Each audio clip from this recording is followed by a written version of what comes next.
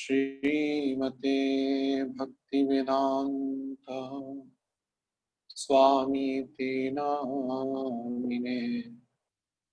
नमस्ते सारस्वती देवे गौरवाणी प्रचारिणे निर्विशेष शून्यवादी पाश्चात्य दिशकारिणे। जय श्री कृष्ण चैतन्य प्रभु नित्यानंद श्री अद्वैत गदाधर शिवासादि गौरभक्ता वृंदा। हरे कृष्णा कृष्णा कृष्णा हरे हरे, हरे राम राम राम हरे हरे।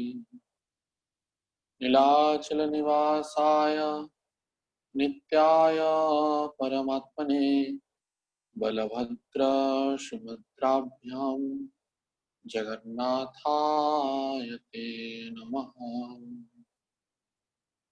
श्री जगन्नाथ बलदेव सुभद्रा महारानी की जय। रथ यात्रा महोत्सव की जय। श्री प्रभुपाद श्री गुरु महाराज समेत भक्त वृंद की जय। निहाय गौर प्रेमानंदे हरि हरि गौर। हरे कृष्ण। समस्त भक्तों के चरण कमलों में नमस्कार दंडवत प्रणाम निवेदन करते सहित आराध्य तुम शिक्षा गुरु श्रीमद गौरविंद महाराज, दीक्षा गुरु श्रीमद राधा गोविंद दास गोस्वामी महाराज, तो हम सभी के आदरणीय श्री प्रभुपाद जी के चरणों में भिक्षा मांगते हुए जगन्नाथ जी की कथाओं की चर्चा करने का प्रयास कर रहे हैं। हरे कृष्ण। तो जैसे कि रथ यात्रा महोत्सव आनंद से कल सम्मिलित हुआ। भगवान जगन्नाथ बलदेव सुभद्रा महारानी अपने गुंडीचा मंदिर पर पहुंच गए हैं, अर्थात मंदिर के प्रांगण में। अभी रथारूढ़ है। अभी वे आड़प मंडप अर्थात जन्म वेदी में प्रवेश कर रहे हैं। आज सुबह मंगल आरती से लेकर वल्लभ भोग आदि सब रथ के ऊपर ही संगठित हुआ। तो वे अभी मंदिर जा रहे हैं आड़प मंडप। तो ऐसा विधि है, जिस दिन रथ पहुंचता है उसी दिन अगले दिन रथ में भगवान दर्शन देते हैं और दोपहर अपराह्न वेला में, वैकालिक वेला में भगवान जाते हैं। तो रथ यात्रा की और जो विशेष जैसे कि चर्चा किया गया था, रथ यात्रा का जो कथा है उसके सहित हम कंटिन्यू करेंगे। रथ यात्रा के तत्वों के बारे में, रथ यात्रा के रहस्य के बारे में किंचित अवगत होने का हम प्रयास किए थे। तो विधि किस प्रकार से पालन होता है रथ यात्रा का, इस संबंध में आज अवगत होंगे। तो रथ यात्रा जैसे कि आप सभी को पता है, आषाढ़ शुक्ल द्वितीया पर आता है। तो एक दिन पहले से ही उसकी पूर्व प्रस्तुति हो जाता है। भगवान अणवसर गृह अर्थात रत्न सिंहासन को छोड़ करके जब बुखार हुआ था, तो वे अणवसर गृह में अवस्थान करते हैं। तो इसी बीच मध्यरात्रि में भगवान जगन्नाथ जी का और लक्ष्मी के साथ एकांत होता है, संवाद होता है। वे कहते हैं कि हम यात्रा में जाएंगे बहन और भाई के सहित। तो लक्ष्मी जी बोलते ठीक है, आप जाइए। तो भगवान कहते हैं मैं 6 दिन के लिए जाऊंगा, लेकिन वास्तविक 6 दिन कहते हैं भगवान 9 दिन कर लेते हैं। इसलिए आते वक्त लक्ष्मी जी क्रोधित हो जाते हैं और मंदिर को बंद कर देते हैं। ऐसे वहां पे विधान है। तो भगवान जगन्नाथ जी जैसे कोई पति अपने पत्नी को छोड़ करके कहीं बाहर जाता है, तो उसके रहन सहन के लिए जो व्यवस्था करता है और उसकी खान पान के लिए जो सामान है, रसोई के लिए सब व्यवस्था करके जाते हैं। वैसे ही मानो जगन्नाथ जी अत्यंत आमोद प्रमोद लीला के अंतर्गत यात्रा से पहले अ, अ, लक्ष्मी जी के लिए दो कलम साग कलम साग उड़ीसा में कहते हैं, कलमा साग, जो कि गरीब लोग खाते हैं प्राय। तो वो दो वंश साग, उसको बीड़ा कहते हैं उड़िया भाषा में, दो बीड़ा साग और कुछ चावल, बासमती चावल और नारियल, और इतना ही रख देते हैं कि इस इतने में आप निर्वाह कर लीजिएगा और हम जल्दी 6 दिन में आ जाएंगे, ऐसा वे कहते हैं। और लक्ष्मी जी भी, क्योंकि जब जगन्नाथ बलदेव सुभद्रा महारानी मंदिर छोड़ करके रथ यात्रा में जाते हैं, तब जो रसोई गृह में लक्ष्मी जी रसोई नहीं करते हैं, माने भगवान का भोग नहीं लगता है इसलिए, क्योंकि मंदिर में तो वहां पे चूल्हा जलता नहीं। जो वर्ल्ड का सबसे बड़ा किचन है, वो वो 9 दिन तक बंद रहता है।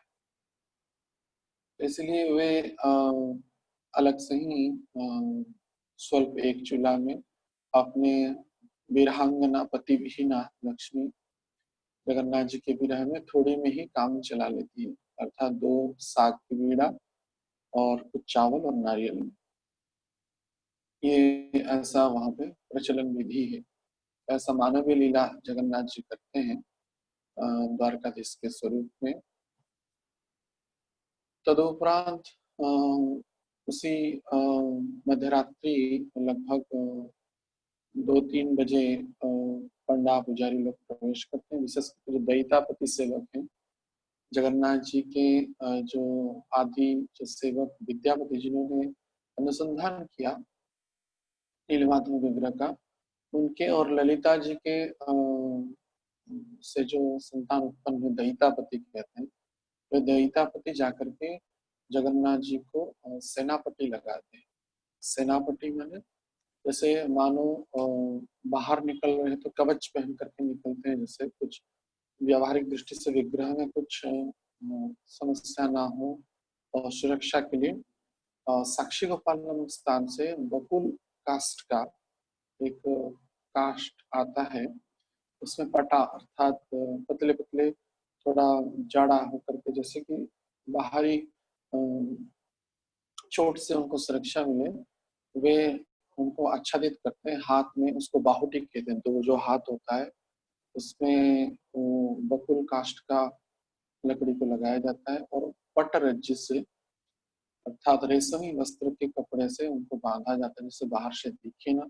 और सर्वांग में पीछे भी क्रॉस के जैसा प्लस चिन्ह जो है वैसा हाथ के दोनों तरफ और ऊपर टाहिया को, अर्थात जो भगवान पहाड़ी यात्रा के समय जो मुकुट लगाते हैं, जो टाहिया कहते हैं, फूल और पुष्प तुलसी से होता है, जो बांस के लहर से होता है, उसको भी बांधने के लिए उस अलग से उस डोर को व्यवस्था किया जाता है। तो इस प्रकार का जो क्रिया किया जाता है, मानव व्यवहारिक दृष्टि से उसको कवच के स्वरूप में माना जाए, इसलिए उसका नाम भी सेनापति है। जो सैनिक लोग जैसे युद्ध में जाने से पहले कवच पहनते हैं, जगन्नाथ जी, बलदेव जी, सुभद्रा जी, सुदर्शन जी को भी मानव कवच पहना जाता है।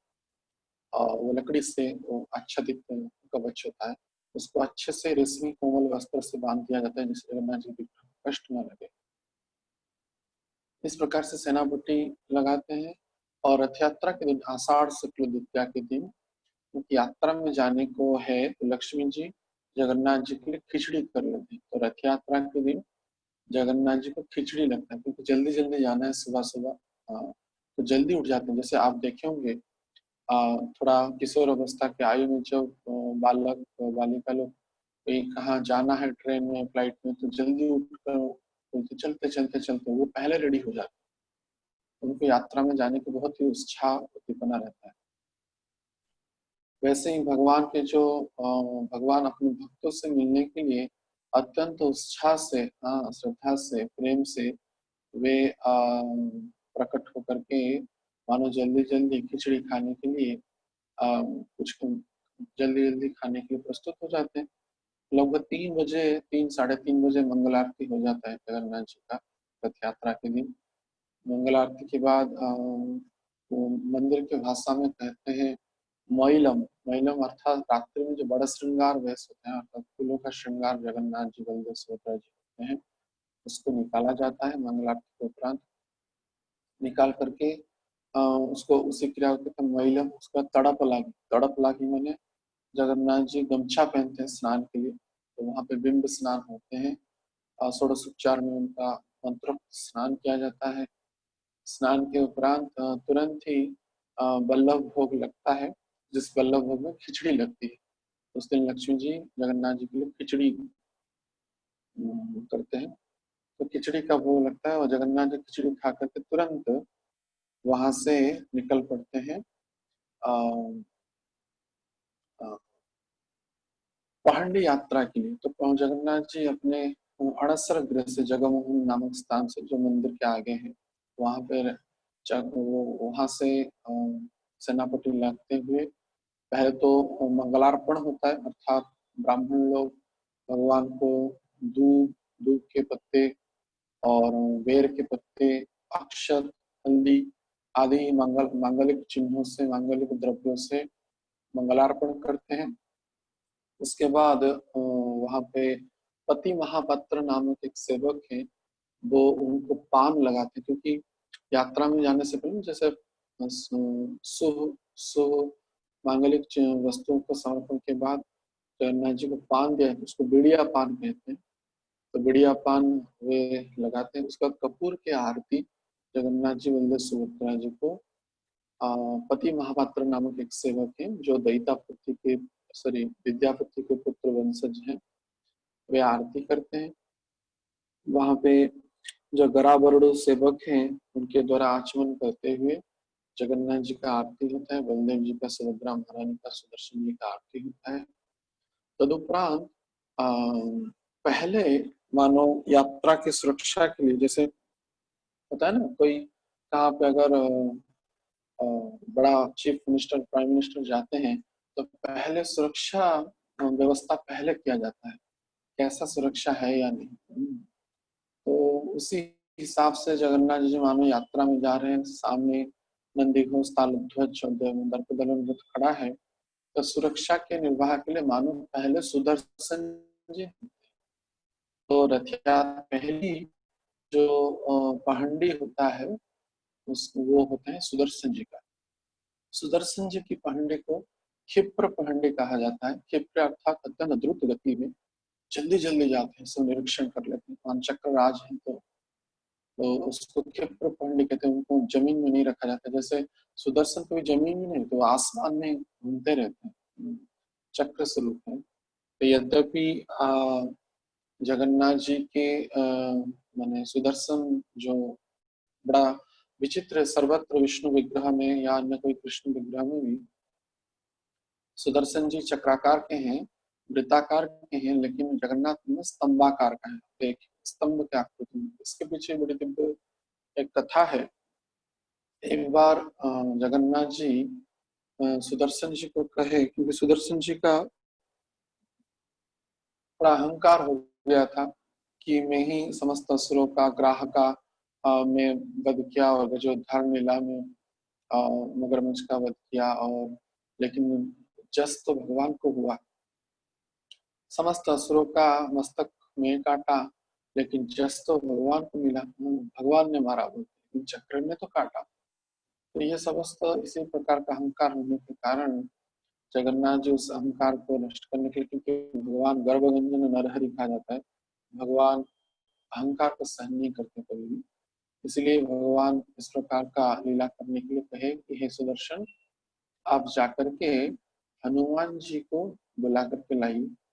और हनुमान जी उनके पुरुष वर्ष में मेरा स्मरण कर रहे, एक स्वरूप में वे हिमालय में विराजमान कर रहे हैं, और एक स्वरूप में जहां जहां पे कथा होता है वे विराजमान करते हैं। तो आप हनुमान जी को बुला लीजिए। तो सुदर्शन जी हनुमान जी को बुलाने के लिए गए। तो हनुमान जी बोले कि अच्छा, कौन बुला रहे हैं हमको? ना, नीलाद्रीनाथ आपको बुला रहे हैं, नीलकंदर के नाथ, जगतनाथ आपको बुला रहे हैं। तो हनुमान जी यद्यपि सर्वज्ञ हैं, लेकिन फिर वे आमोद प्रमोद के लिए और वे जान ले किस कारण से भगवान ये लीला कर रहे हैं, तो कहे कि कौन जगन्नाथ, कौन नीलाद्रीनाथ, कौन नीलकंठनाथ। तो सुदर्शन कहते हैं आपको पता नहीं ये कौन है? हाँ, नीलाद्रीनाथ। तो कहते नहीं, मुझे तो रघुनाथ के बारे में पता है, रघु के नाथ, मैंने रघुवंश के नाथ रघुनाथ, मेरे प्रभु रामचंद्र। अरे आपको पता नहीं, वही राम, वही कृष्ण के स्वरूप, अभिन्न स्वरूप जगन्नाथ जी ही है। तो ऐसे जब सुदर्शन जी कहे तो हनुमान जी कहते अच्छा अच्छा ठीक है, अच्छा अच्छा, कलयुगी में भगवान जगन्नाथ जी के स्वरूप में सेवा हो रहे हैं, अच्छा है। क्या हुआ?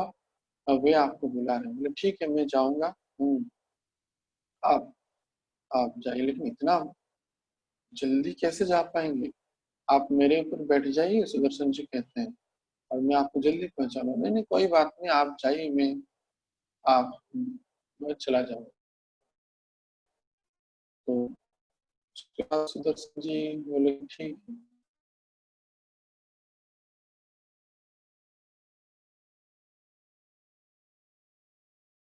आए नहीं, तुरंत यथाशीघ्र आना चाहिए।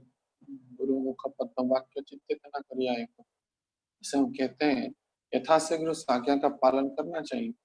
लेकिन ये आपकी वाक्य का अवमानना की, ऐसा कहने का एक शिकायत करने का मौका मिल जाएगा। तो सुदर्शन जी बहुत ही क्षिप्र वेग में, नॉर्मल अपने जो वेग से अत्यंत क्षिप्र वेग में जाने लगे। लेकिन देखते जाकर के हनुमान जी पहले से ही उपस्थित थे वहां।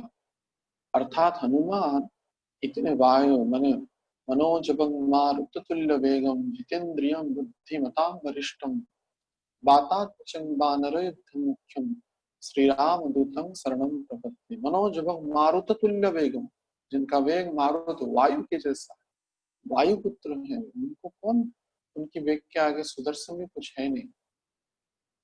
तो जगन्नाथ मंदिर में आप देखेंगे 4 द्वार है, एक पूर्व पश्चिम उत्तर दक्षिण। तो वे हनुमान जी पहले ही जाकर सिंह द्वार में अर्थात पूर्व द्वार में उपस्थित। और ये क्षिप्र वेग में जब सुदर्शन जी आए तो देख कर आश्चर्यचकित हुए, अचंभित हुए। कैसे भी हो जगन्नाथ के पास पहुंचना है। ठीक है, मंदिर के पास पहुंच गया, तो ये पूर्व द्वार में महा हिमालय के जैसा विशाल स्वरूप में खड़े हैं। तो चक्रराज सुदर्शन चेष्टा करके भी द्वार के माध्यम से प्रवेश नहीं कर पा रहे। तो क्योंकि ऊपरी आकाश मार्ग से प्रवेश नहीं कर सकते, कोई द्वार में प्रवेश कर सकते, क्योंकि वो तो भगवान का गृह है। भगवान के गृह से ऊपरी ही नारायण कवच स्वतः ही फैला हुआ है। बिना द्वार के माध्यम से कोई प्रवेश नहीं कर सकता ऊपरी आकाश मार्ग से। तो जब सुदर्शन जी पूर्व द्वार में प्रवेश करने की इच्छा की, क्योंकि पहले जाकर के जगन्नाथ जी के पास पहुंचना है, तो जा ही नहीं पा रहे। बोले ठीक है, पूर्व नहीं तो पश्चिम में जाएंगे। तुरंत पश्चिम द्वार में पहुंच गए। उससे पहले वो पश्चिम द्वार पे पहुंचते तो जब हनुमान जी पहले से मैंने पश्चिम द्वार में पहुंच गए, तब भी वे जा नहीं पाए। तो उत्तर द्वार में गए, तो उत्तर द्वार में पहले से हनुमान आके खड़े थे। उसका दक्षिण द्वार में गए, तब भी हनुमान जी आकर खड़े थे। तो कैसे करे, कैसे जाए, जगन्नाथ जी के पास जा ही नहीं पा रहे थे। तो विचार किया ठीक है, मैं अपने स्वरूप को 4 भाग में विभक्त कर दूंगा और एक ही समय में 4 पूर्व पश्चिम उत्तर दक्षिण चारों द्वार से मैं प्रवेश कर जाऊंगा। लेकिन हनुमान जी तो ज्ञानी नाम अग्रगण्यम है, ज्ञानियों में सबसे अग्रगण्य है, अग्रगण्य है। बुद्धिमताम वरिष्ठम, बुद्धि में सबसे वरिष्ठ है, भगवान के भक्त हैं। हनुमान जी क्या कि वे भी अपने आप को 4 स्वरूप में विभक्त करके विशाल स्वरूप में 4 हस्त प्रकट कर लिए। और एक हाथ में वे पूर्व द्वार में स्थित सुदर्शन को पकड़ ली, एक हाथ में पश्चिम द्वार में खड़े सुदर्शन को पकड़ ली, एक हाथ में उत्तर द्वार में खड़े सुदर्शन को पकड़ लिए, और एक हाथ में दक्षिण द्वार में खड़े सुदर्शन को पकड़ लिया। चारों को गोलाकार जो चक्राकार सुदर्शन है, अपने हाथ के वज्र के समतुल्य अपने मुष्टिका में, अपने मुट्ठी में ऐसे मरोड़ लिए। तो वो चक्राकार, मानो आप देखेंगे कोई गोल वस्तु को अगर जैसे कि आप एक रोटी को पकड़ेंगे, रोटी गोल है, हाँ, लेकिन उस रोटी को अगर हाथ में पकड़ के सिकोड़ लेंगे और मुट्ठी में भर लेंगे तो वो गोलाकृति से वो स्तंभाकृति हो जाएगी। तो ऐसे ही पूरा को उसके बाद चार चार हस्तों में सुदर्शन को पकड़ लिया, चार स्वरूप। उसके बाद वे जगन्नाथ जी के पास जाने लगे। जगन्नाथ जी को प्रणाम किए, बोले अरे मैं अपने सेवक सुदर्शन जी को आपके पास भेजा था, तो वे कहाँ है? तो बोले कि है हमारे पास ही है, लेकिन कहाँ है? तो बोले तब तो सुदर्शन जी को जब हाथ में खोल दिए तो उनका स्वरूप गोलाकृति से स्तंभाकृति हो गया। जगन्नाथ भी देख करके आश्चर्य हो गए, बोले कि अच्छा इस प्रकार की लीला किया आपने। हाँ, तो सुदर्शन जी बोले कि प्रभु मैं क्या करूं, ऐसा उन्होंने कर लिया। तो व्यवस्था क्या करें? तो हाँ, जगन्नाथ जी बोलते ठीक है कोई बात नहीं, आप इसी स्वरूप में रहिए। यहाँ पे आप बहुत क्षिप्र वेग में प्रवाहित होते हैं, इसलिए आपका क्षिप्र वेग कहा गया है। तो आपकी वेग को सीमित कर दे, और हमारे भक्त जो है आपसे भी कई बड़े हैं। तो अगर हमारे भक्त इतने बड़े हैं तो आपके मन में जो अहंकार आ गया था कि मेरे कारण यह समस्त लीलाएं हो रहा है, कार्य हो रहा है, तो इसका अहंकार आपका टूटा या नहीं? तो सुदर्शन कहते हैं नहीं प्रभु जी, हमारा तो अहंकार टूट ही गया। तो आप तो गर्वगंजन नरहरि है, अहंकार को, गर्व को सहन नहीं कर पाते हैं। तो इसलिए कहे कि उसके बाद ठीक है मैं अपने आपके दक्षिण हस्त में, अपना दाहिने हस्त में समा जाता हूँ। नहीं नहीं नहीं नहीं, आप मेरा हाथ दक्षिण, जैसे राइट हैंड में जब कोई ना बहुत फास्ट कार्य होता है, क्योंकि यहाँ पे कोई चक्र का काम है ही नहीं। यहाँ पे तो दया का, कृपा का, पतित पावन लीला करने के लिए मैं नीलाकंदर स्थान पर उपस्थित हूँ, इसलिए यहाँ पे मैं चक्र का किसी का प्रयोग नहीं करूंगा। तो इसलिए आपका काम सुप्त तरीके से बस हमारे सुरक्षा के लिए आप रहिए, अन्य व्यवस्थाओं के लिए, यात्राओं की सुरक्षा के लिए, अन्य व्यवस्थाओं के लिए आप रहिए। इसलिए आप दक्षिण हस्त में न रखे, वाम हस्त में रहिए। इसलिए आप देखेंगे जगन्नाथ बलदेव सुभद्रा महारानी जब विग्रह रहते हैं, जगन्नाथ जी के वाम हस्त के तरफ, बाएं तरफ सुदर्शन जी रहते, दक्षिण तरफ सुभद्रा जी रहते हैं। तो इसलिए इस प्रकार की लीला के अंतर्गत सुदर्शन जी वाम भाग में है, तो उनका जो साधारणतः जो मारना काटने की जो लीला है, जगन्नाथपुरी में नहीं, वो कृपा सुरक्षा के लिए उनकी लीलाओं को संगठित करते हैं। तो इस प्रकार से यात्राओं की सुरक्षा के लिए पहले जगन्नाथ जी सुदर्शन जी को भेजते हैं, तो सुदर्शन जी पहले जाकर के निगरानी कर लेते, सुरक्षा कर लेते। अद्भुत बात होता है ना, साधारण तो सुदर्शन जी भगवान नारायण के पास, जगन्नाथ जी के पास रहते हैं, लेकिन रथ यात्रा में बहन सुभद्रा की सुरक्षा के लिए मानो वे देवी दर्पदलन अर्थात देवी देवदलन रथ में विराजमान करते हैं। सुदर्शन जी का जो विग्रह है वो जगन्नाथ जी के रथ में न विराजमान होते हुए सुभद्रा जी के दर्पदलन रथ में विराजमान। तो इस प्रकार का अद्भुत लीला जगन्नाथ जी करते हैं। तो जगन्नाथ जी उसके बाद सुदर्शन जी का क्षिप्र पांडे होता है, अर्थात अत्यंत द्रुत गति में, क्षिप्र वेग में सुदर्शन जी माने पंडों के दैतापतियों के स्कंद तेज पर आरोहित होकर के वे पूरा, आप देखेंगे तीनों रथ का परिक्रमा करते हैं, निगरानी करते, सब सुरक्षा है या नहीं, रथ की चक्का पहिया आदि आदि सब ठीक है या नहीं। तब जाकर के पहले से ही सुदर्शन जी सुभद्रा जी की सुरक्षा के लिए सुभद्रा जी के रथ में जाकर के विराजमान होते हैं। उसके उपरांत हाँ, बलदेव जी, प्रभु बलराम बलभद्र वे अपने पांडी यात्रा में, पांडव विजय यात्रा में पांडियों में आते हैं।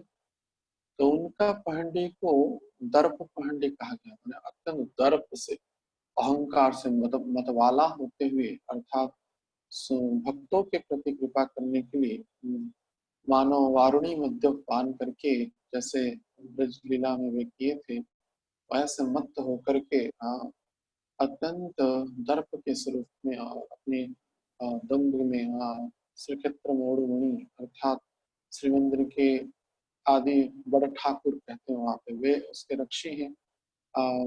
जितना भी लैंड है कागज का जो है उनके नाम से नामित, नाम है श्री मंदिर अर्थात लक्ष्मी के नाम से नामित है, लेकिन जित लैंड पेपर है जो अर्थात भूमि का कागजात या आदि आदि जो रक्षी है, भंडार के रक्षी आदि आदि आदि, वे बलराम जी के नाम है, क्योंकि बड़े ठाकुर हैं, आयु में बड़े हैं, अग्रज हैं, तो वे अत्यंत गर्व के सहित आते हैं पंडी में टाइया पहन के ही।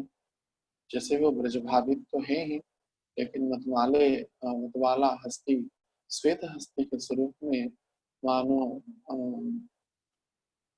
बलदेव जी आते हैं। तदुपरांत सुभद्रा जी आते हैं, तो सुभद्रा जी की पंडी को शून्य पंडी कहा गया है, क्योंकि वे महिला के स्वरूप में अर्थात जगत जननी माता के स्वरूप में है, तो उनको उनका जो स्पर्श है भूमि कर नहीं पाता है, इसलिए वो भी पंडों के स्कंद देश पर आरोहित होकर शून्य पुण्य अर्थात शून्य शून्य उनके पंडी होता है। लेकिन जगन्नाथ जी आप देखेंगे ऐसे जमीन पे रहते हुए ऐसे झूल झूल के आते हैं, इसलिए उनका पंडी को झूला पंडी कहा गया, ये झूल झूल के आते हैं। तो इस प्रकार से दिव्य भाव से जगन्नाथ जी, बलदेव जी, सुभद्रा महारानी रथारूढ़ होते हैं। तो जब जगन्नाथ जी सिंह द्वार में होते हुए आते हैं, भगवान का जब दारू विग्रह परिवर्तन होता है, तो वो दारू उत्तर दिशा में प्रवेश करता है। जैसे कि हमने कहा सुदर्शन जी के लीला में हनुमान जी चारों तरफ आप देखेंगे, जगन्नाथ मंदिर में चारों तरफ, पूर्व में, पश्चिम में, उत्तर में, दक्षिण में, चारों तरफ हनुमान जी का विग्रह है। तो जब हनुमान जी सुदर्शन जी को मरोड़ लिए और वे स्तंभाकृति हो गए, तो उत्तर द्वार में जगन्नाथ जी बोले आप उत्तर द्वार में सुरक्षा करिए और दक्षिण द्वार में आप जप करिए और पूर्व द्वार में आप भक्तों को स्वागत करिए और दक्षिण द्वार में आप दंड दीजिए जो दुष्ट है। उत्तर दक्षिण द्वार में, पश्चिम द्वार में दंड दीजिए। तो इस प्रकार के 4 स्वरूप में है। और हनुमान जी बोले कि मेरा तो 4 हाथ हो गया और 4 हाथ में मैं सुदर्शन जी को पकड़ लिया, तो मैं प्रसाद कैसे पाऊंगा आपका? तो जगन्नाथ जी बोले ठीक है, मैं और 2 हाथ देता हूँ।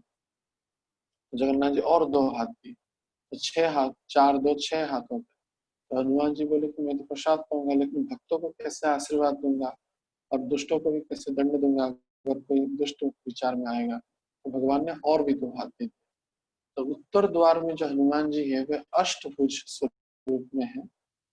4 हाथ में चक्र पकड़े हुए हैं, 2 हाथ जप कर रहे हैं, नाम माला कर रहे हैं, भक्ति करते हैं और भक्तों को भी अनुग्रहित करते हैं, और 2 हाथ में वे जगन्नाथ जी का महाप्रसाद पाते हैं। तो इस सिर्फ हनुमान जी है। लेकिन जगन्नाथ जी जब निकलते हैं या प्रवेश करते हैं, वे पूर्व द्वार से ही निकलते हैं या प्रवेश करते हैं, अर्थात सिंह द्वार से। तो पूर्व द्वार में अनुग्रहित करने के लिए, जगन्नाथ जी के चरण रज को प्राप्त करने के लिए मानो जो 22 पहाच, जो 22 अर्थात 22 जो स्टेयर है, जो सीढ़ियां हैं, वो 22 योगिनी की स्वरूप है। तो उस 22 पहाच में अर्थात 22 जो 22 सीढ़ियां हैं, वहां पे योगिनी अर्थात शिव जी के, जो पार्वती के अभिन्न अंश जो योगिनियां हैं, वे ही जगन्नाथ जी की कृपा को प्राप्त करने के लिए तथा भक्तों के चरण रज को प्राप्त करने के लिए अलग अलग जो जो दिव्य स्वरूप में वे विराजमान करते हैं। तो जैसे कि सिंह द्वार के वाम तरफ में वहां पे जो विश्वनाथ भगवान अर्थात शिव जी वहां पे विराजमान है, उस 22 भाज के रक्षी है सुरक्षा के लिए। शिव जी भी प्रणाम मुद्रा में मानो जगन्नाथ जी का स्वागत करते हैं यात्राओं में आने जाने के समय। और 22 पहाड़ में 22 योगिनियां पहले से ही मानो सीढ़ियों के स्वरूप में विराजमान होते हैं, जगन्नाथ जी का चरण रज को प्राप्त करके वे अनुग्रहित होते हैं। तो ऐसा बताया गया है जो निष्काम भाव से काम रहित विचार करते हुए 22 पहाड़ अर्थात 22 जो सीढ़ियां हैं उसमें चढ़ेगा और जगन्नाथ जी की दर्शन के लिए वो जित तीव्र लालसा रखते हैं निष्काम भाव से भक्ति के क्षेत्र में, वे जब जगन्नाथ जी के दर्शन करने के लिए जाएंगे तो उन 22 योगिनियां जो होते हैं, जीवन के हर एक जो पीड़ाएं हैं, कष्ट है, आदि भौतिक आदि दैविक आध्यात्मिक कष्ट है, उसका वे निवारण कर लेते हैं। ऐसा आशीर्वाद जगन्नाथ जी देते हैं। तो उन 22 योगिनियों का नाम इस शास्त्र में वर्णना किया गया है। जब हम प्रवेश करते हैं सिंह द्वार से, जो पहला जो सीढ़ी होता है उसका नाम है तिब्रा। तो पहले जो सीढ़ी है तो तिब्रा योगिनी जो है, ऐसे जो अनुग्रहित होती है जगन्नाथ जी की चरण रज से, चरण धूलि से, तो तिब्रा भी भक्तों का कष्ट निवारित करते हैं और अन्य अन्य कष्ट निवारण करते हैं, तीव्र भाव से उसको मोचन कर लेते हैं। अलग अलग योगिनियां हैं। जैसे दूसरा नंबर जो योगिनी है सीढ़ी के रूप में विराजमान है, उनका नाम है कुमुदवती। तीसरा है मंदा, चौथा है छंदोवती, पांचवा है दयावती, छठा है रंजिनी, सातवां है रतिका, अष्ट नंबर जो सीढ़ी है वो रौद्रा है, 9 नंबर क्रोधा है, 10 नंबर बद्रिका है, 11 नंबर प्रसारिणी है, 12 नंबर व्रती है, 13 नंबर मार्जिनी है, 14 नंबर ख्याति है, 15 नंबर रक्ता है, 16 नंबर संदीपनी है और 17 नंबर अजापनी है और 18 नंबर मदंती है, 19 नंबर रोहिणी है और 20 नंबर रम्या है, 21 नंबर उग्रा है और 22 नंबर क्षोभिणी है। इस प्रकार के 22 पहाज में अर्थात 22 सीढ़ियों में 22 योगिनी, शिव जी के पार्वती जी की योगिनी है, वे साक्षात रूप से विराजमान। तो वे अनुग्रहित होकर के जब भक्त लोग अनुकूल भाव से जगन्नाथ जी का दर्शन करके आते हैं तो उनका समस्त कष्टों को, दुखों को, आदि भौतिक आध्यात्मिक आदि क्लेश को वे नष्ट कर लेते हैं, पूर्ण रूप से नष्ट कर लेते हैं। और वहां पे एक विशेष, इसलिए 22 पहाड़ में 22 श्रेणियों में वहां पे पितृपुरुष के लिए भी तर्पण होता है। आप देखे होंगे पंडित लोग बैठे रहते हैं, पितृपुरुष का तर्पण भी होता है वहां पे, और उसी रास्ते से ही जगन्नाथ जी आते हैं जाते हैं। तो इसलिए जगन्नाथ जी की चरण रज से वो द्वार, वो जो सीढ़ियां हैं अनुग्रहित हैं, उस योगिनियां अनुग्रहित हैं, इसलिए उसको समस्त तीर्थों का सार भी कहा गया है।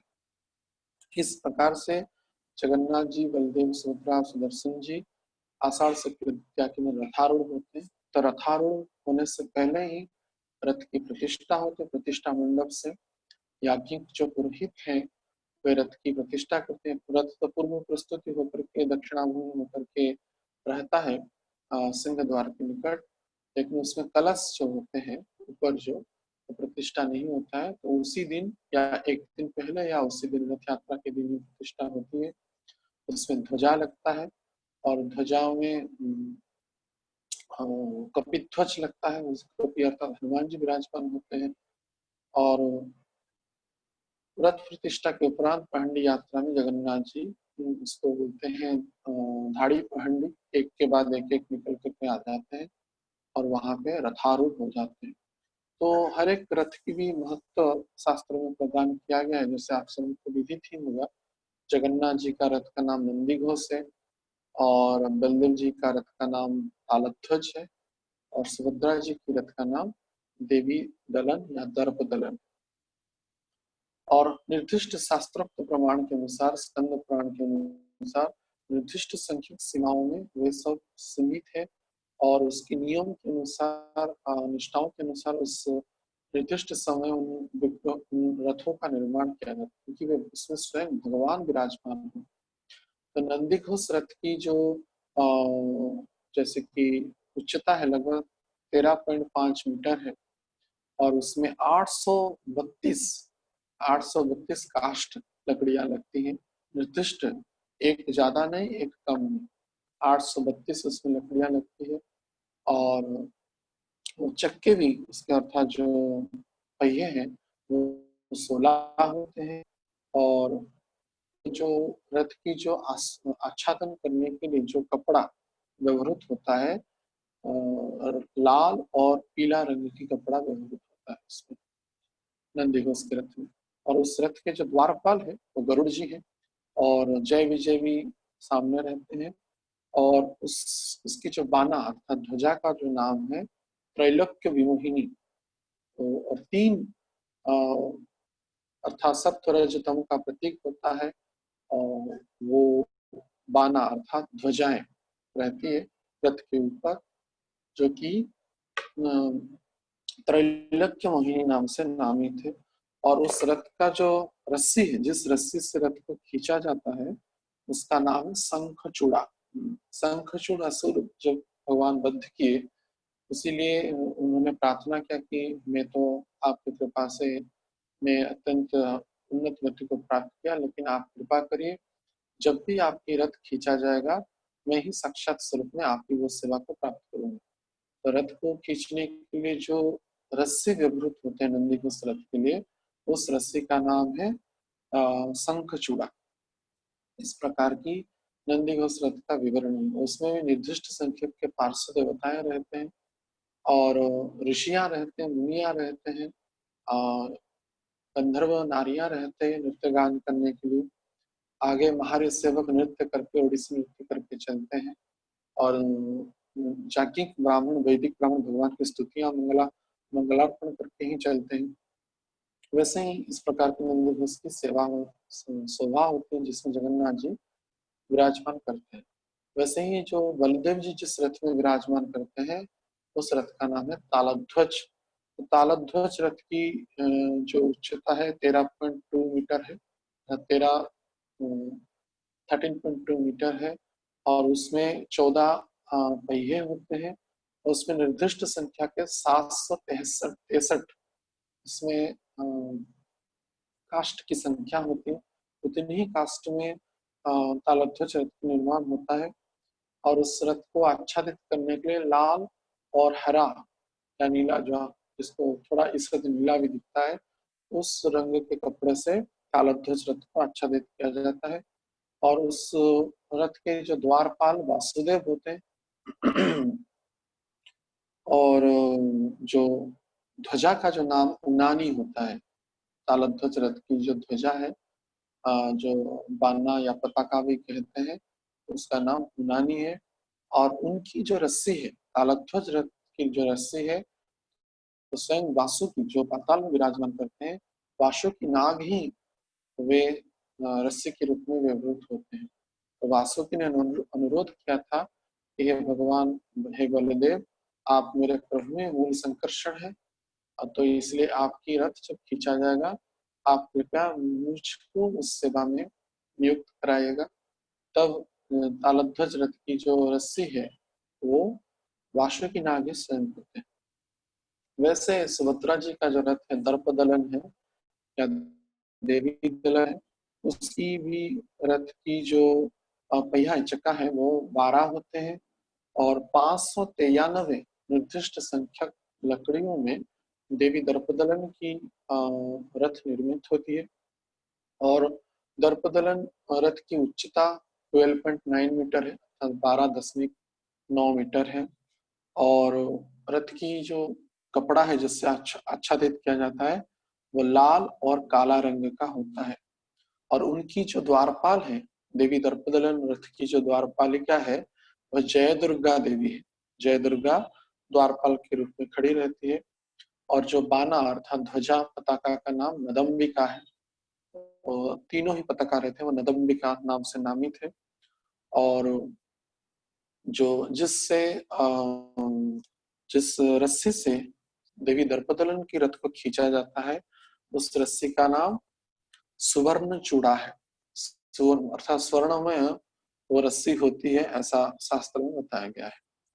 तो इस प्रकार से जगन्नाथ जी, बलदेव जी और सुभद्रा जी का तीनों रथ पूर्व से प्रस्तुत होते हैं। और जिसमें पांडी में जगन्नाथ जी, बलदेव, सुदर्शन जी, सुभद्रा जी जब रथारूढ़ हो जाते हैं, और भी रथ की शोभा महिमा मंडित हो जाता है, ततोधिक वर्धित हो जाता है। तो पांडी यात्रा में जगन्नाथ जी के सामने निर्दिष्ट संख्यक के सेवायत रहते हैं। तो पांडी यात्रा में जो काला कलर का देखे होंगे, जब काला वर्ण का जब जो छतरी होता है, जो उस वो जो आगे आगे चलता है तो उसका मतलब यह समझना चाहिए कि वो बलदेव की पौंडी यात्रा हो रहा है। और सफेद रंग की जब छत्र सामने चलता है तो वो जगन्नाथ जी की कहा जाता है। लेकिन सुभद्रा जी के जो पहंडी के सामने जो छत्र चलता है वो पीला और लाल रंग का होता है। उसको उनाली भी उलार भी कहते हैं, उसको छत्र नहीं कहते हैं, क्योंकि अ, वो छतरी होती है। और जगन्नाथ जी और बलदेव के सामने जो छत्र कहलाता है, और सुभद्रा जी के सामने जो छत्र चलता है उसको छतरी कहते हैं। उसको जगन्नाथपुरी के मंदिर के भाषा में उलार कहते हैं, जिसका वर्ण की पीला और लाल वर्ण का होता है। इस प्रकार से महिमा मंडित और अत्यंत आकर्षित करते हुए जगत वासियों को उद्धार करने के लिए पतित पावन लीला के अंतर्गत जगन्नाथ जी, बलदेव जी, सुभद्रा जी तथा सुदर्शन जी निकलते हैं। तो सुभद्रा और जो रथ की जो सारथी है उनका नाम अर्जुन है। बड़ा आश्चर्य करता है कि अर्जुन क्यों सारथी बने। वैसे आप सबको पता ही होगा, सुभद्रा जी की जो पति है वे अर्जुन है। और और जगन्नाथ जी की जो रथ के जो सारथी है वो दारुक होते हैं। तो और बलदेव की जो रथ की सारथी होते हैं उनका नाम मातली मातली। तो इस प्रकार के मातली बलदेव के रथ में सारथी होते हैं। उसमें भी 4 अश्व लगते हैं जो कि सफेद रंग के होते हैं, काला रंग के होते हैं। जगन्नाथ जी के रथ के सामने सफेद रंग के 4 अश्व लगते हैं। और सुभद्रा जी के रथ के सामने 4 जो बादामी रंग के, जो कि मिट्टी के रंग के जैसा अश्व जो होते हैं, लाल वर्ण अश्व होते हैं, वे लगते हैं। लेकिन इनकी सारथी अर्जुन होते हैं। तो द्वापर की लीला आप सबको पता ही होगा। जब द्वारका में अर्जुन दंपति है, तो इस स्त्र में भी उनको जो विवाह के बंधन में बंधना ही था। लेकिन पहले से ही बलदेव जी ने सुभद्रा जी का विवाह जो है वो दुर्योधन के सहित पहले से संगठित कर दिया था, विचार किया था। और इस समय उन समस्त व्यवस्थाओं में संलग्न थे। और भगवान कृष्ण लीला अंतर्गत करते हुए वे सुभद्रा जी का विवाह अर्जुन के सहित हो। और पहले से उनका प्रेम जो रुक्मिणी ने देख माने परिचित हुए थे उनके प्रेम से कृष्ण को कहे, तो भगवान कृष्ण को तो सब पता ही था। तो सुभद्रा जी को कहे कि आप पूजा के बहाने में जाना और अर्जुन पहले से उपस्थित होगा, तो आप ऐसा करना, अर्जुन को कहे कि आप रथ मत चलाएगा। और मानो सुभद्रा जी ने अर्जुन को हरण के लिए किया, इस प्रकार का दृश्य प्रतीतमान होना चाहिए। सुभद्रा जी रथ में जाएंगे पूजा के बहाने में और अर्जुन पहले से उपस्थित होंगे। तो अर्जुन को हाथ में लेकर, जैसे भगवान कृष्ण रुक्मिणी का हरण किए थे, और इस लीला में सुभद्रा जी ने अर्जुन का हरण किया। तो इसके पीछे भी एक रहस्य, क्या कारण है, बाद में पता चलेगा। तब सुभद्रा जी और अर्जुन ने भगवान की आज्ञा को मानते हुए वैसा ही किया। तो सुभद्रा जी ने अर्जुन को हरण किया, हाथ से खींच लिया रथ पर। और रथ में अर्जुन खड़े हो बने आगे, और सुभद्रा जी रथ को चलाने लगे। इधर चारों ओर हल्ला हो गया। यादवों ने बोला, वृष्णि चंधकों ने बोला कि अरे अर्जुन ने सुभद्रा जी को, हमारी राजकुमारी, लाडली राजकुमारी को ले लिया, हरण कर लिया, मारो मारो मारो, काटो काटो। विरोध करने लगे। बलराम जी के पास खबर गया तो कृष्ण को कह रहे, तुम्हारा जो बंधु है, सखा है, ऐसा कैसे किया। हाँ, घर में रहते हुए घर का ही लज्जा माने लाज को क्षति पहुंचाने के लिए इच्छुक हो रहा है। तो चलो युद्ध करेंगे, उसका मस्तक को उड़ा देंगे। बलदेव जी तो भावावेश हो जाते हैं। भगवान कृष्ण कुछ बोले नहीं, फिर चलते हैं। तो जोर अत्यंत क्षिप्र वेग से नंदी घोष रथ पर सवारित होकर के भगवान कृष्ण चले, तालध्वज रथ पर बलदेव चले। तो दोनों रथ सुभद्रा जी का रथ का पीछे कर रहे हैं। तो जब पीछे करने लगे, निकट में जब कृष्ण पहुंचे और बलदेव जी पहुंचे, देखे देखिए भगवान कृष्ण बोले, हे बलराम जी, हे दाऊ बलदेव जी, आप देखिए एक अद्भुत दृश्य ना क्या। आप कैसे कहेंगे कि अर्जुन ने सुभद्रा जी का हरण किया? देखो ना, अर्जुन पीछे खड़े हैं रथ के और सुभद्रा जी अत्यंत क्षिप्र वेग में रथ को चला रहे हैं। तो बलदेव जी जब बलदेव जी जब देखे, अरे सत्य बात तो है, तो भगवान कृष्ण कहते हैं देखो, ये बात अगर बाहर में प्रकट होगा तो सबको लज्जा होगी। कोई एक स्त्री होकर के, एक कन्या होकर के कैसे पुरुष का हरण कर सकता है? इससे प्रमाणित होता है कि सुभद्रा जी अतः प्रेम अर्जुन का करते हैं, इसलिए उनका विवाह करा देना ही सबके लिए उचित है। तो बलदेव जी को मिला तो भगवान कृष्ण के लिए कोई बड़ी बात थी नहीं। तो बलदेव जी उस प्रत्यक्ष प्रमाण की क्या आवश्यकता है? तो देखे कि सुभद्रा जी स्वयं रथ को चला रही हैं और अर्जुन पीछे पीछे बैठे हुए हैं, तो और कुछ कहना ही नहीं था। बाद में सबके सम्मति से अर्जुन का और सुभद्रा जी का धूमधाम से द्वारका में विवाह हो गया। तो विवाह के उपरांत अर्जुन और सुभद्रा जी उपस्थित थे, बलदेव जी उपस्थित थे और भगवान कृष्ण उपस्थित थे। विष्णु पुराण का बड़ा सुंदर प्रसंग है। उसमें एक बलराम जी तो मजाक भी करते हैं और कहते हैं, अरे अर्जुन जमाई राजा, आप कैसे पुरुष हैं? आपको एक नारी ने हरण कर लिया। आपकी क्षत्रिय की पन क्यों, क्या दाग दें, क्या महिमा वर्णना करें? तो अर्जुन जी सबके सामने लज्जित हो गए। अरे हाँ, सत्य तो है ही, भगवान कृष्ण ने तो नाटक किया और ऐसे जैसे कहा, बलराम जी के प्रकोप से बचने के लिए यह समस्त लीला किया था, जैसे कि प्रतीत हो सुभद्रा जी हरण कर रहे हैं अर्जुन को। तो जब तक द्वारका में रहते बलराम हमेशा खाने के समय कब ना कब देखा देखी बलराम के पक्ष के लोग भी उनको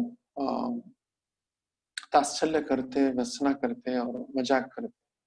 तो अर्जुन जी जाते वक्त सुभद्रा जी थे और कृष्ण थे, बोले कि अब से जब भी सुभद्रा जी का रथ चलेगा, सुभद्रा जी नहीं चलाएंगे, आप कृपा करके मुझे अवसर दीजिएगा, मैं उस रथ को चलाऊंगा, सारथी होऊंगा और सुभद्रा जी आराम से बैठेंगे।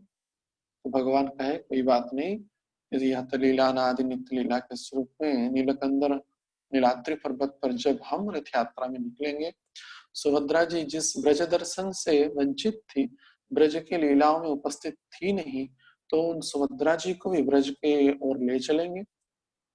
द्वारका रूपी जगन्नाथ मंदिर से सुंदरांचल रूपी गुंडीचा मंदिर पर जब रथ जाएगा, तो उस रथारूढ़, उस रथ पर जब सुभद्रा जी आरोहित होंगी, तो उस रथ के सारथी आप बनना और आपकी मन में जो भी अभिलाषा थी, इच्छाएं थी कि रथ को चलाने की, और यह जो तात्सल्य बलराम जी कर रहे हैं, वह सब भूमिका समाप्त हो जाएगी। तो इस लीला के अंतर्गत सुभद्रा जी की रथ की जो सारथी होते हैं स्वयं उनके पति अर्थात अर्जुन जी होते हैं। तो इस प्रकार से जगन्नाथ जी, बलदेव जी और सुभद्रा महारानी अत्यंत कृपा करके सुदर्शन जी के सहित और रथ में भगवान बलदेव के पास राम और कृष्ण अर्थात कृष्ण बलराम चलंती विग्रह, विजय विग्रह के रूप में विराजमान होते हैं और जगन्नाथ जी के पास स्वयं मदन मोहन जी विराजमान होते हैं चलंती विग्रह के सहित। तो उसके उपरांत रथ यात्रा के क्रम में जगन्नाथ जी जब आते हैं, तो क्योंकि सेनापति वेश से उनका वेश होता है अर्थात श्रृंगार किया जाता है और पुष्पों से अधर जो नाकचना नौथ से, मस्तक के मस्तक हार से और हस्त में अनेक प्रकार के हार से, फूल से, तुलसी से सज्जित होते हैं। उसके ऊपर इंद्रद्युम्न महाराज के जो वंशज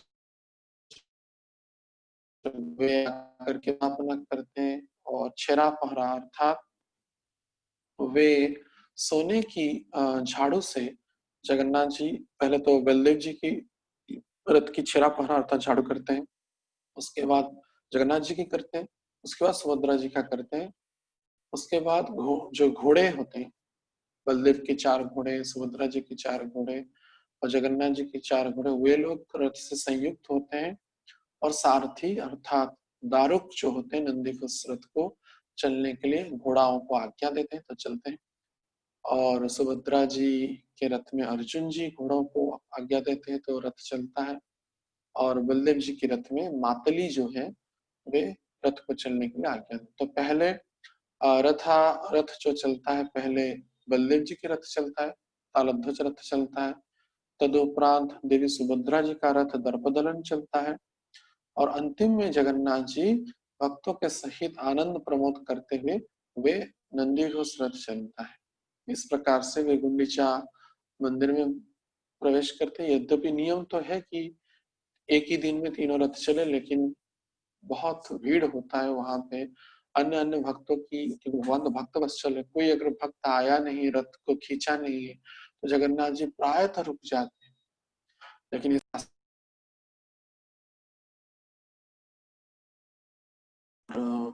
रथ तुरंत ही जल्दी पहुंच गया, क्योंकि भक्त तो थे ही नहीं, इसके लिए रुके। नियम को पालन करने के लिए गुंडीचा महारानी के वचन तथा अन्य जगत हित लीला को संपादित करते हुए जगन्नाथ जी बलदेव सुभद्रा महारानी का रथ कल ही पहुंच गया। अभी पंड यात्रा हो रहा है। हड़प मंडप में जन्म वेदी में जगन्नाथ बलदेव और सुभद्रा महारानी प्रवेश करेंगे और वहां पे कल से हड़प भोग अर्थात अर्ण का भोग लगेगा। अर्थात रथ यात्रा के दिन पूरा दिन भर कोई भी चावल का भोग लगता नहीं रथ के ऊपर। जो खिचड़ी खा करके जगन्नाथ जी बलदेव जी सुभद्रा जी निकलते हैं, और खिचड़ी के बाद पड़ा अर्थात शरबत, फल, चकड़ा अर्थात जो खई होता है, अलग से एक चावल से वो उसको चावल नहीं कहते, जो उसको हिंदी में क्या कहते हैं मुझे समझ में नहीं आ रहा है, लेकिन जैसे कि मूढ़ी होता है और एक होता है खई कहते हैं हमारे उड़िया में।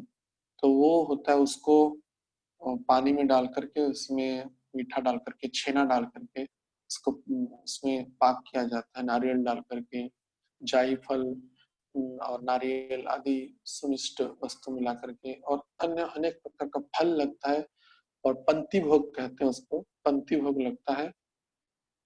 लेकिन अन्न का जो भोग होता है, अन्य जो जो ब्रेकफास्ट आइटम सब लगता है, लेकिन अन्न का भोग जब आड़प मंडप में विराजमान करते हैं अर्थात कल से वो लगेगा। इस प्रकार की अत्यंत सुंदर विधि होता है। तो चैतन्य महाप्रभु हर एक यात्रा में अत्यंत आनंद सहित इसमें सम्मिलित होते थे। बंग देश से जितने भी बंगाल के जितने भक्त हैं उस यात्रा में पहले ही आ जाते थे। चतुर्मास यहाँ पे निवास करते थे चैतन्य महाप्रभु के सहित। नित्यानंद प्रभु, अद्वैताचार्य, सभी महाप्रभु के शिवानंद से अन्य जितने भी यहाँ बक्रेश्वर पंडित, समस्त भक्तों के सहित चैतन्य महाप्रभु अत्यंत आनंद सहकार सहित मानो जगन्नाथ जी के रथ को खींचते हुए द्वारका से या कुरुक्षेत्र से वे मानो सुंदरांचल रूपी वृंदावन रूपी गुंडीचा मंदिर को ले जाते थे। इस प्रकार का दिव्य जगन्नाथ जी की रथ यात्रा जगत पावन लीला करते हुए जगन्नाथ जी साल में एक बार अपने मंदिर से निकलते हैं और वृंदावन में पदार्पण करते हैं। तो ऐसे जगन्नाथ जी के चरणों में हम बार बार प्रार्थना करते हैं वे भक्तों को दया करे, कृपा करे और उनकी कृपा कटाक्ष के द्वारा हमारे नयन के पथ के वे पथिक बने। जगन्नाथ स्वामी नयन पथगामी भवतु। श्री जगन्नाथ बलदेव सुभद्रा महारानी की घोष यात्रा महामहोत्सव की, रथ यात्रा महामहोत्सव की। निताय गौर प्रेमानंदे हरि हरि बोल। हरे कृष्ण। किसी का अगर कोई प्रश्न है तो पूछ सकते हैं।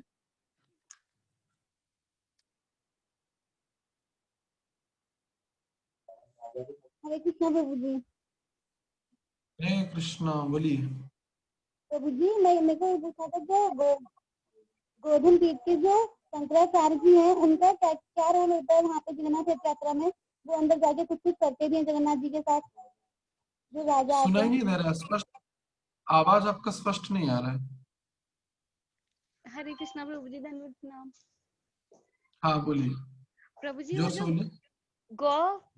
गोवर्धन पीठ के जो शंकराचार्य जी हैं तो वो हाँ क्या हाँ कर, हाँ।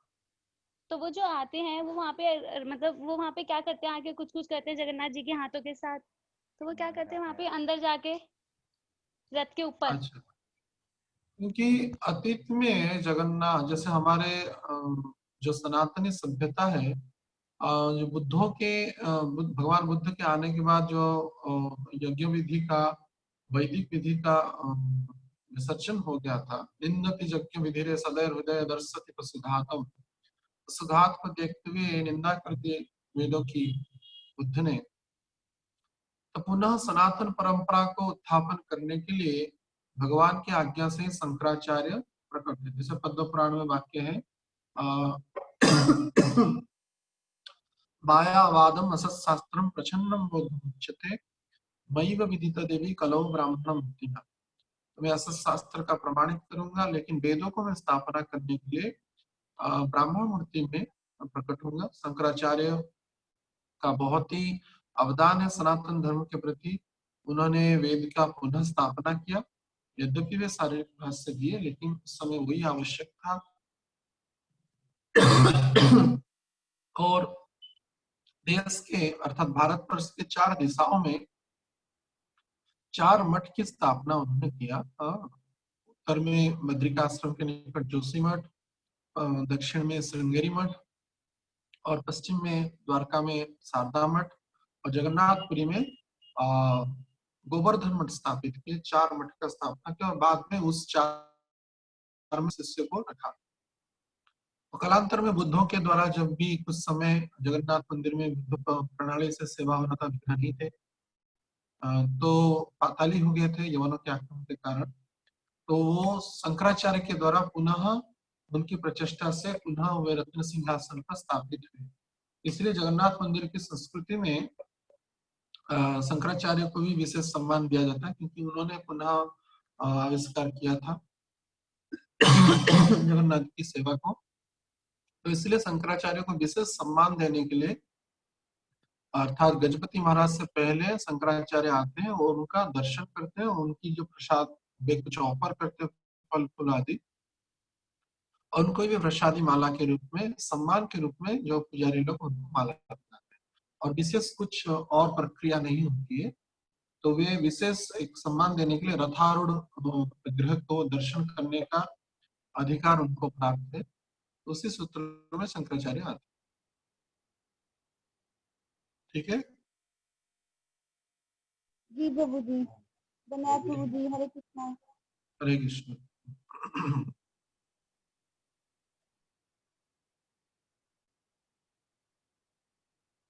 और किसका है प्रश्न? नहीं तो विराम करें।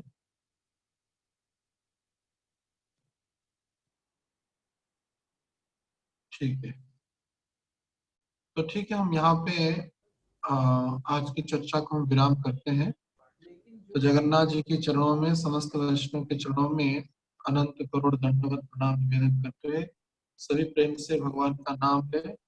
हरे कृष्णा कृष्णा कृष्णा हरे हरे, हरे राम हरे राम हरे हरे राम। प्रभु की जय बलदेव सुभद्रा महारानी की जय रथ यात्रा महामहोत्सव जय भक्त वृंद की जय। ताई गौर प्रेमानंदे हरि हरि हरि हरि। हरे कृष्णा। हरे कृष्णा प्रभु जी, दंडवत प्रणाम। हरे कृष्णा। हरे कृष्णा। मैं सभी भक्तों से प्रार्थना करूंगा कि प्रभु जी द्वारा जितनी भी बहुत ही सुंदर जगन्नाथ जी की कथा हुई, सारा कथा यूट्यूब पे अपलोड है, तो आप लोग देख सकते हैं और अपने मित्र को, अपने जाने वालों को भी शेयर कर सकते हैं, जिससे सभी लोग कथा का आनंद ले सकें।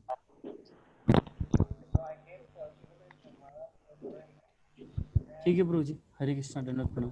हरे कृष्ण। हरे कृष्णा प्रभु।